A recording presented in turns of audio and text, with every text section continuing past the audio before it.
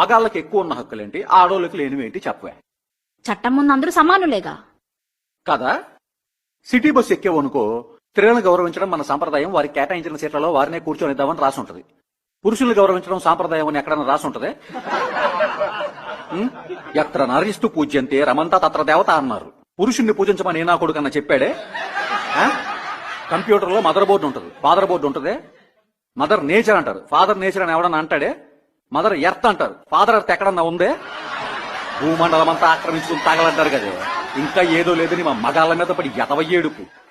నువ్వు గంటల తరబడి ఫోన్ మాట్లాడతావే, నీ ఫెమినిస్ట్ ఫ్రెండ్ ఫాతిమా జస్ట్ పప్పులో కొంచెం ఉప్పు తక్కువ వేసాడని మొగు నిరగొట్టిందే.